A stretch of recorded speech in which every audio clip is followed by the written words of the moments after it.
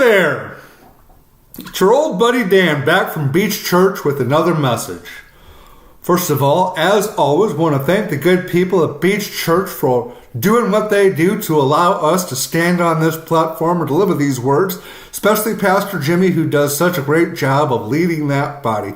We just thank all of y'all for all that you do. Well, today we're in Ezekiel 43 to 45, and in these chapters we get a description of a temple that no one has ever seen even to this day. And we might presume that this is the third temple to be built in Jerusalem one day in the future, whether we will see that temple or not within our lifetime. And along with a description of this temple, Ezekiel gives a set of instructions, the likes of which we have not seen since the book of Leviticus. And there are lots of similarities between the instructions provided in Leviticus and the instructions here. Both of those texts provide a description of a priestly order. There is a structure to worship and rituals and sacrifice that often involves the blood of animals, but there are plenty of refinements here, starting with the presence of a figure dwelling in this temple we might regard as Jesus himself, who Ezekiel refers to as Lord. The Lord gives chapters of instructions clarifying that in this new temple, things will change. And really, if you think about it, things need to change at this point. Israel and Judah have fallen, and not for bad reason. God and his people have had a hard time under the previous covenants, and it's not going to get any easier for the time being. But for the time being, the instructions include guidance that a common Levite will no longer be worthy to serve the Lord as priests.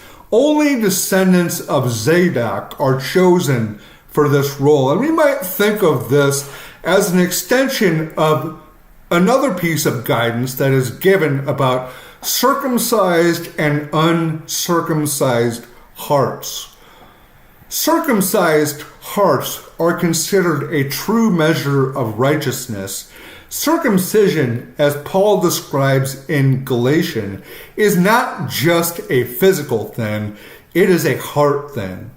And the heart is where true righteousness is derived, not some physical thing that we establish on our bodies.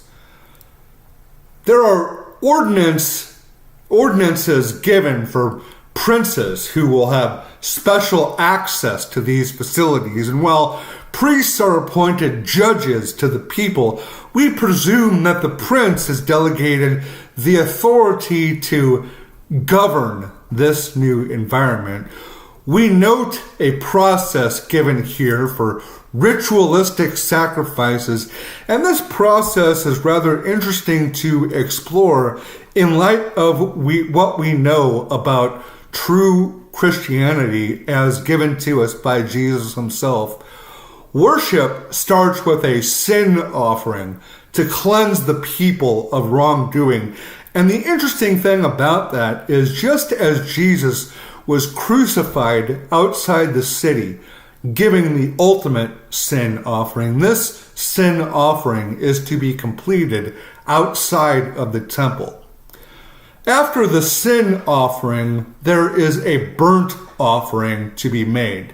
And the burnt offering involves an animal which is fully consumed by fire. And just as that animal is fully consumed by fire, I think you'll agree that we as believers are to be fully consumed by the fire of the Holy Spirit. So you can see the analogy between our lives as Christian and the burnt offering described here. Only then does Ezekiel permit the peace offering, and the peace offering is an offering that is shared between believers and priests under the fellowship of God himself. And I think that priest offering may be symbolized in what we experience in the Eucharist. Of course, all of this is symbolic of what is to come. Ezekiel couldn't have imagined that Jesus would come and dwell among us and would sacrifice himself for our salvation. And similarly, it's hard for us even to really grasp the future that Ezekiel describes here. I think Paul sums it up best in Corinthians when he quotes Isaiah, both of whom agree that no eye has seen, no ear has heard, and no mind has imagined what God has prepared for those who love him. Well, that's all for today.